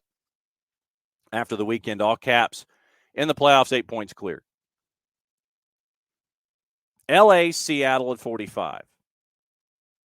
Oh, and by the way, Atlanta would be 4 points clear in second place in the Western Conference, as would Orlando, Columbus, and Philly, and New England. Orlando would be a close second in the Western Conference. LAFC right now, identical record with Seattle, ahead on goal difference. That's why it's the 2-3. Houston right now is the 4, identical record after 30 matches, way ahead of Salt Lake in goal difference, and that's why they're the 4-5. Portland's at 42 points. Vancouver's at 41. Matches in hand for Vancouver. And San Jose's at 41 points. One less win. Vancouver has matches in hand. The 9 right now is Dallas at 39 points. Below the playoff bar, Kansas City's at 38. Minnesota's at 37. Austin, 9, 13, and 8, they're at 35 points. 4 points out of the 9. LA got a point last night. Austin got a point last night. Didn't help either one. LAG's 34 points in 13th. Colorado is 22 points in 14th. And that's where we are with Major League Soccer after the weekend. Gustavo Bo seems mad about something. I'd be mad if I was in New England right now. I'll tell you that much. So Gustavo Bo is mad. And I imagine, and if he's hanging out with Shooter, I imagine that they're both mad. I imagine that they're absolutely both mad right now. Oh, by the way, as a public service,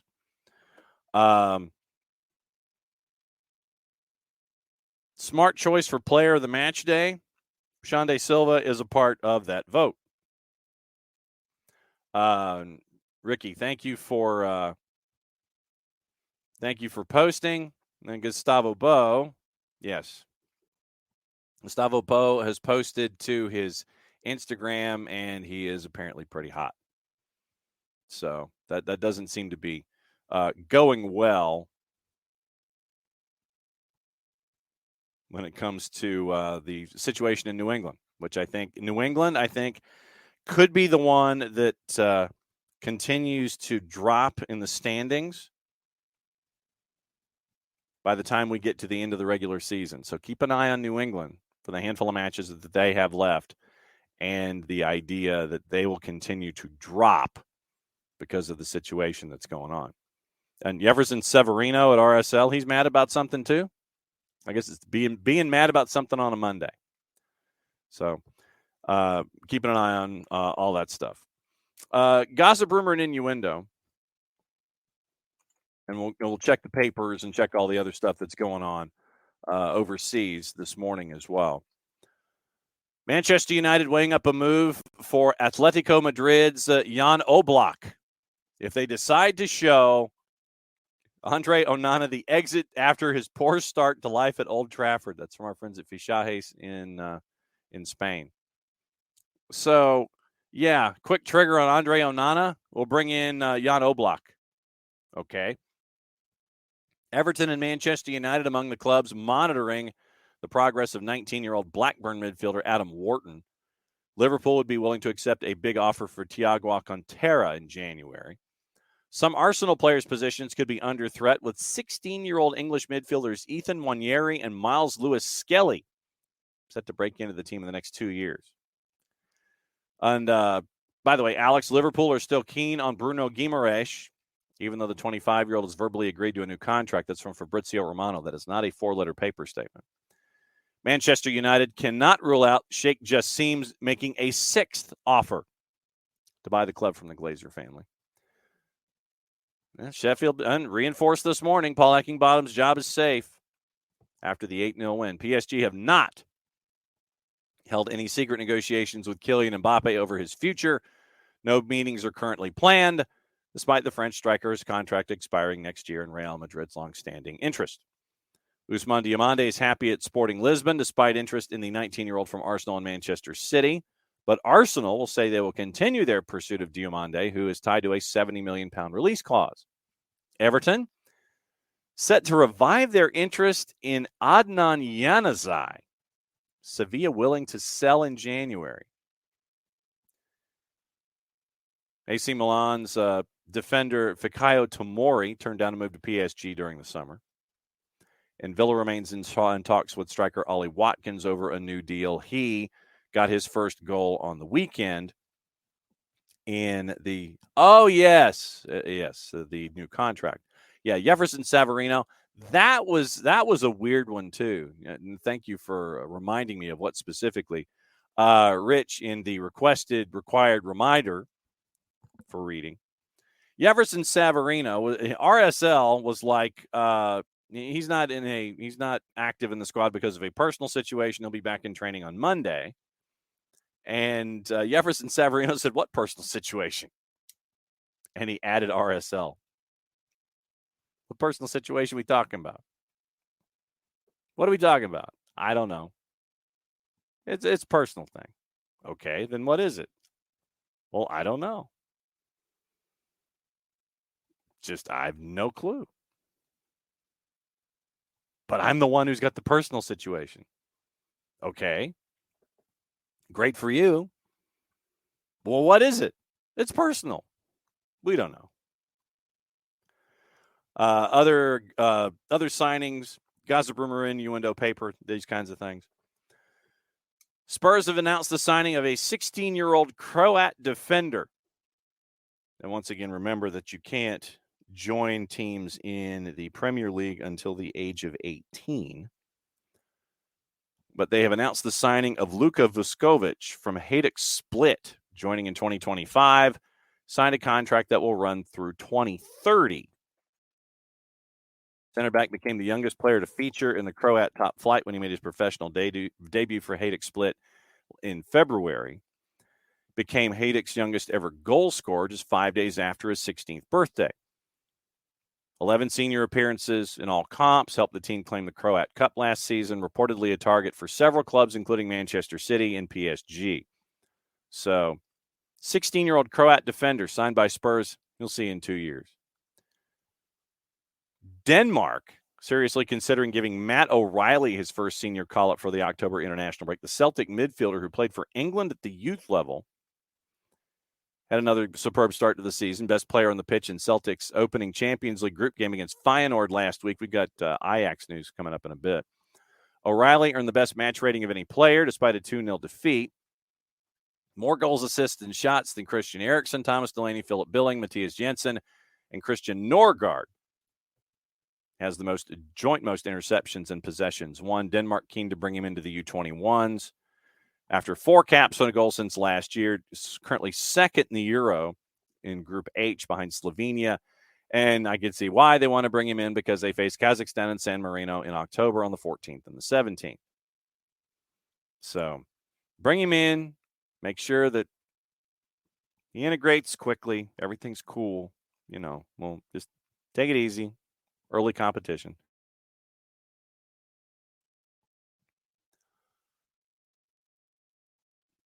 Now, here's and I don't know if you guys saw this or not. Did you see where I want to say it was Jamie Carragher went off on Aaron Ramsdale, and Aaron Ramsdale's dad apparently went off on Jamie Carragher. Carragher tells Sky, I think he'll be going in January. He'll be thinking of going in January. If he had a chance to go to a decent club and Arsenal are happy with that, then he will. He's done badly at Arsenal and better than a lot of people thought he would. So he's not done. I'm sorry, he's not done badly at Arsenal, better than a lot of people thought he would. Arsenal might think they could get a few quid for him as well. You never have two keepers at the same level at a club. Normally, when that happens, it's because both of them aren't good enough. I really admire Arteta for doing it, as he's really ruthless. Ramsdale finished Leno, and now I don't see Ramsdale getting back into the team now. Raya is the number one, so if he could get out in January and Arsenal get a good fee, I think it could possibly happen. But then you end up with a man who's angry, because Carragher also said that there was applause from Ramsdale sitting on the bench for David Raya coming up big, and it looked like one of those moments. This is Carragher who said looked like it was one of those moments where you're applauding the person who won the Oscar when you yourself were nominated, and you sit there and do the polite applause while you're looking good on camera. So we'll keep an eye on all that. News out of Scotland. We'll talk to Jared about this next time he's up. Livingston have confirmed a change of ownership. Glasgow-based businessman John McElvogue acquired a majority stake in the Premiership club. His other interests include bakery, carpet, and butcher firms. Okay. Carpet and butcher firms. Sure, why not? Avoiding the 3 and the 4 letter paper when it comes to the other material on your Monday. Erik ten Hag admitted he was forced to leave Lisandro Martinez out of his squad for the 1-0 win at Burnley on Saturday. The brother of a man executed in Saudi Arabia has issued an open letter to Steven Gerrard and Jordan Henderson, pleading with them to speak out about the nation's human rights abuses. I don't see that happening. Pochettino admitted that Todd Boehly and the Chelsea hierarchy are disappointed with the club's current plight after they slumped to a 1-0 defeat against Aston Villa. I think they've only won 3 of their last 14 across in the Premier League. At the Athletic, defender Lucy Bronze expressed her relief at a deal on bonuses and back pay being struck with the FA after months of negotiations. PSG's head coach Luis Enrique says Kylian Mbappe's injury is not serious. And according to the Daily Express, we mentioned Chelsea. Chelsea co-owner Behdad Iqbali reportedly entered the dressing room after the Blues suffered yet another Premier League defeat. How good is that? When you are you're an owner, you've invested $11 gazillion in this team that you thought was a good investment, and all of a sudden magically it's like, well, nope. I'm going to wander into the When is an owner wandering into the locker room ever a good thing?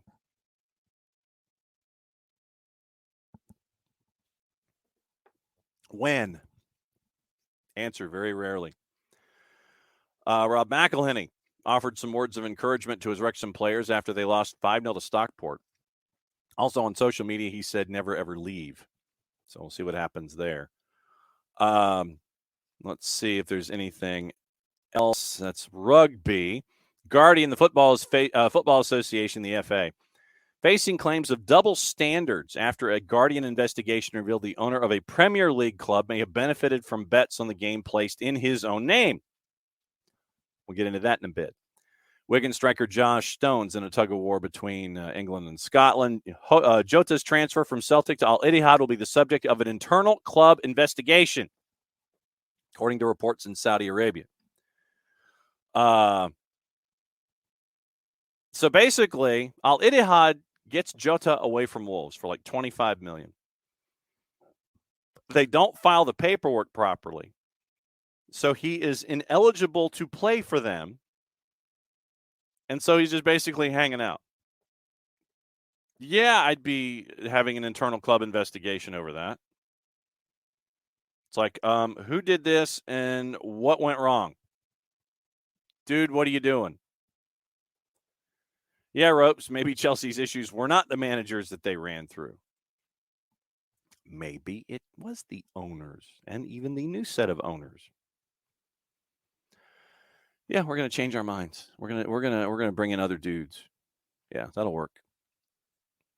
Daily Record, Malik Tillman has issued an apology to his PSV Eindhoven teammates after being dropped by boss Peter Bosch for missing a night game due to oversleeping. He overslept. Malik Tillman overslept. I don't quite think that's good news. David Moyes has dismissed the chances of re-signing Jesse Lingard, who trained with the club after leaving Forest as a free agent. Now Jesse Lingard's destined for Saudi Arabia, it seems. I think he's practicing out there, doing open auditions. Brentford boss Thomas Frank said every club in the world, bar 6 or 7, are selling clubs and will consider letting forward Ivan Toney go for the right price.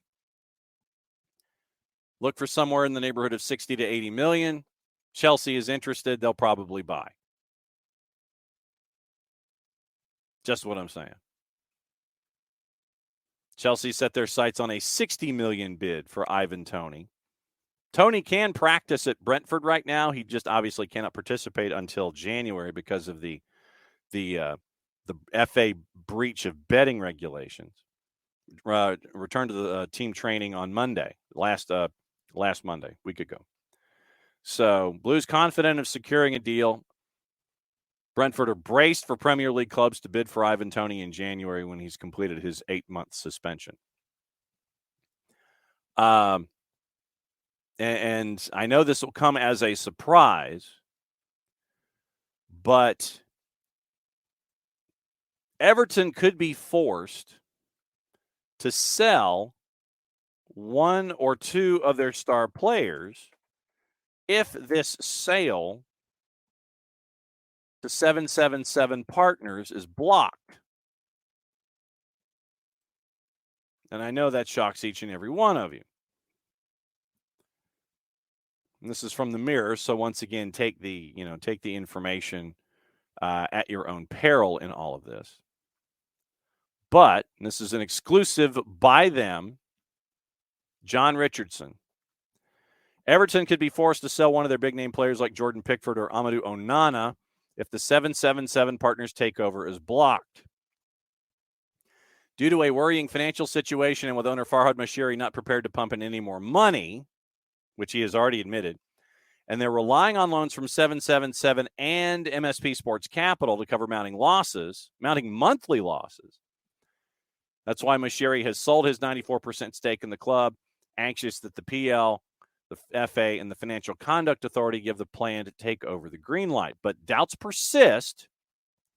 777, who've come under fire for their running of other clubs, including Standard Liège and Hertha Berlin, will pass the exam. Next month, Everton also gets to appear before the Independent Commission for an alleged breach of FFP rules. In March, the club posted losses for a 5th successive year, culminating in a deficit of £430 million over that period. It leaves the club desperate to secure a financial package to safeguard their future. Could be Pickford, could be Onana, could be Calvert-Lewin. And Sean Dyche took the job initially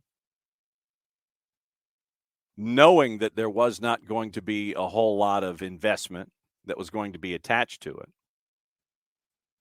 So you mentioned investment. There isn't any. And it will be interesting to see what happens there going forward. We mentioned, the Brentford, and it was the owner at Brentford, by the way, Rob Davies. FA facing claims of double standards. The disclosure involves Matthew Benham, the owner of Brentford, once again, Ivan Toney, serving an 8-month suspension for breaking FA strict gambling rules.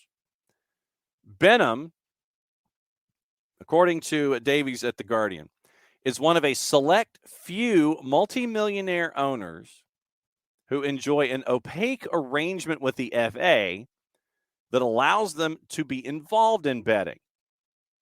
Guardian has seen evidence that appears to show that Benham has made money from bets on football placed in his own name via a UK-based gambling syndicate called MSPP Admin. Benham says he abides by all FA betting rules. I would think that would mean don't, but okay. Governing body prohibits anyone involved in football from betting on any match anywhere in the world under laws designed to protect the integrity of the sport, resulting in tough penalties for footballers, including Ivan Toney. Now, the FA is now facing calls to reveal the full terms of its deal with the owners, which has been in place for a decade. Other proprietors that the FA allows to run a betting business while owning a football club include the Coates family behind Bet365 in Stoke and Brighton owner Tony Bloom. There is no suggestion any of them have benefited from bets placed in their own name.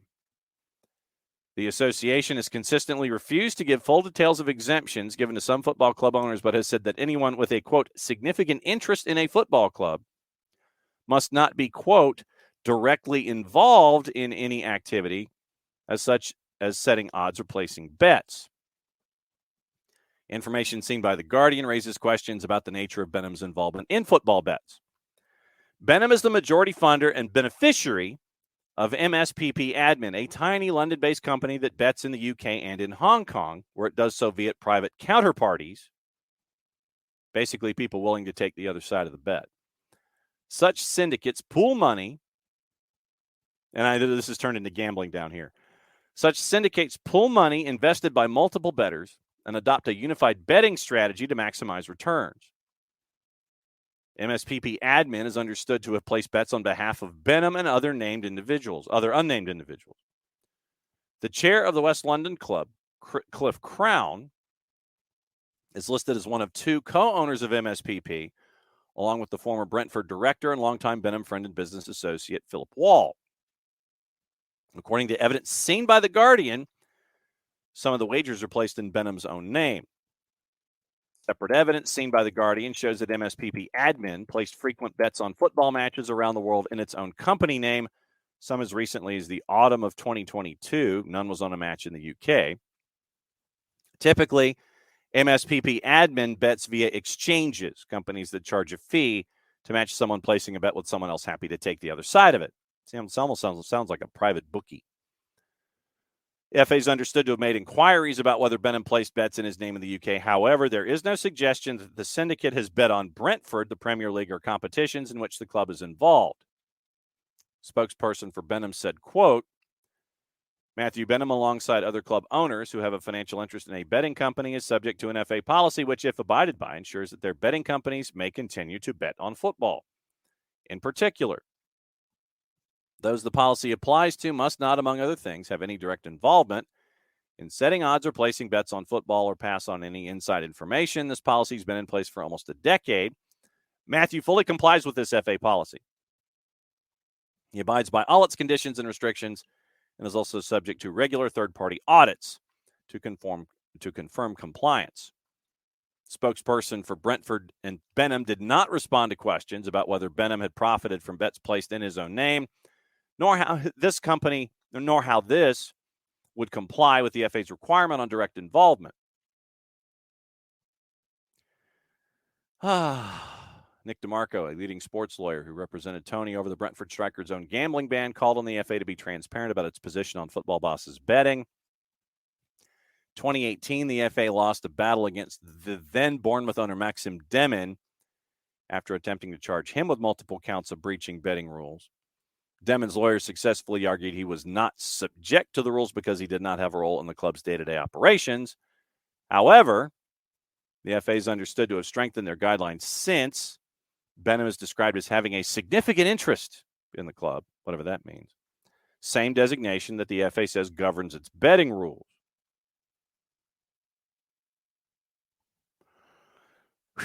Benham's business acumen in the statistics and gambling world has allowed him to amass a personal fortune believed to exceed £150 million. The founder and majority owner of Smart Odds, which uses cutting-edge statistical models that clients can use to inform sports betting. One such client is MSPP Admin, the syndicate of which Benham is the majority member, which makes sense. It's vertical integrating. Wealth acquired chiefly through betting allowed Benham to buy Brentford in 2012 and fund the club's rise to the Premier League in 21, deploying sophisticated data analysis to steal a march on richer clubs. Also became the majority shareholder in FC Midtjylland in 2014. Yeah, and Katie, I think you're spot on. The whole betting empire being in bed with global football is so shady, but yes, rich guy gonna rich guy. Rich guy's gonna rich guy. Yeah. And the beautifully vertically integrated element here with the guy from Brentford. It's like I own a club, but I got big into statistical data analysis, and I've got a syndicate that is involved with betting, and I might have done bets myself and all that kind of stuff. So keep an eye on that. I don't anticipate a whole lot happening from it, but we will see. Stupidity down here on a Monday. Ajax's home Eredivisie match against Feyenoord suspended as fans threw flares onto the pitch and mounted police used tear gas to disperse rioting fans outside the stadium. A group of Ajax fans, they were angry, tried to force their way into the stadium after the game was halted. This was like in the 52nd minute, leading the police to disperse them with tear gas. Amsterdam police wrote on the 280-character app. After the stop, game supporters broke into the main stadium entrance. Order has since been restored. Ajax were down 3-0 at the start of the second half when the game was suspended. You had riot police on horses charging at fans outside the stadium. Ajax, who've had a poor start to the season with just one win, sit 13th in the 18-team league, conceded all 3 goals in the first half. When flares were thrown onto the pitch for a second time, with many landing near the goal, the ref stopped the match, directed the players down the tunnel. Fans at Johan Cruyff Arena paid no heed as the club displayed the message, lighting of fireworks is prohibited. The Klassiker has been permanently suspended after repeated fireworks on the field. That was the statement from the Eredivisie. More information on playing out the game will follow later. Ajax finished 3rd last year, failed to qualify for Champions League for the first time in 13 years. And after that, after this match, I think that was it for their director of football. I think Sven Mislintat. He was sacked yesterday afternoon after the match, joined the club in the summer, and here's how they phrased it. Ajax has ended the collaboration with Director of Football Sven Mislintat with immediate effect. The lack of broad support within the organization is the reason behind the decision.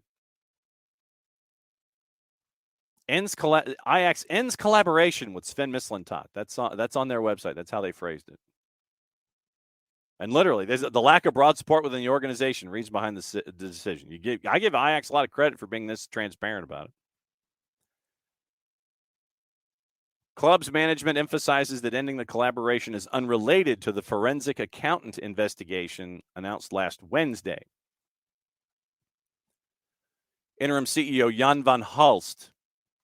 Several attempts to restore broad support have not led to the desired outcome. This leads to unrest in and around the club. Katie, this goes, I guess, to your chill.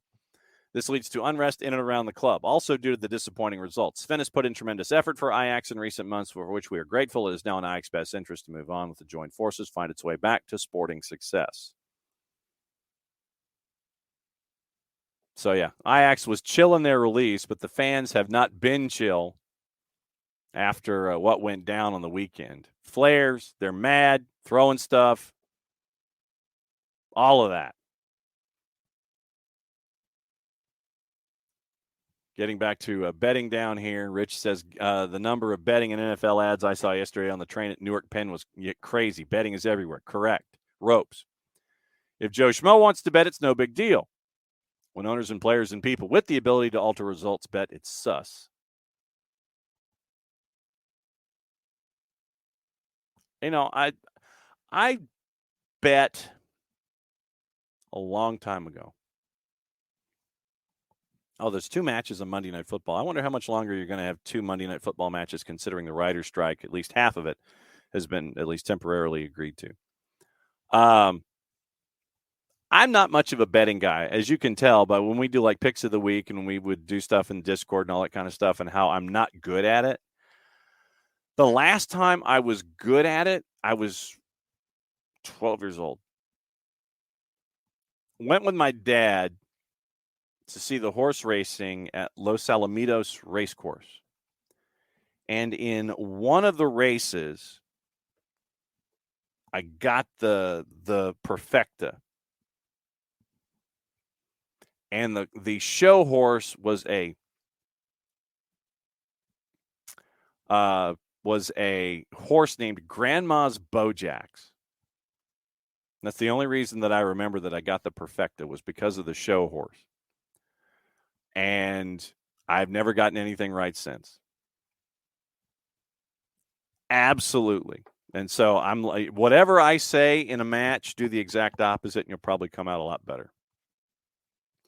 I've never been one to bet because there are far better things to invest in when it comes to my wallet, like paying bills and things, like actually, paying a phone bill, making sure that my car is insured, those kinds of things. Correct, Ropes, always go draw. That is absolutely always correct.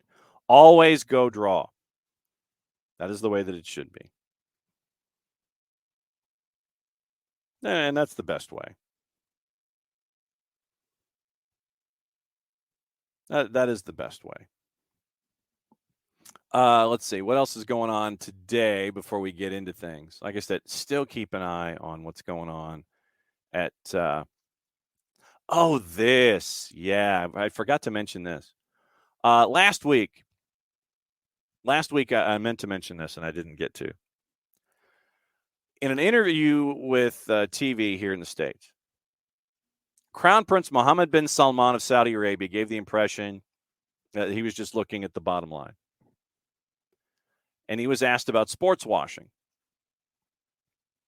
If sports washing is going to increase my GDP by way of 1%, then I will continue doing sport washing. I don't care. I'm aiming for another percentage and a half. Call it whatever you want. We're going to get that 1.5%. He had a target to grow Saudi sports industry to 1.5% of the national GDP. If it meant being accused of sports washing, he didn't care.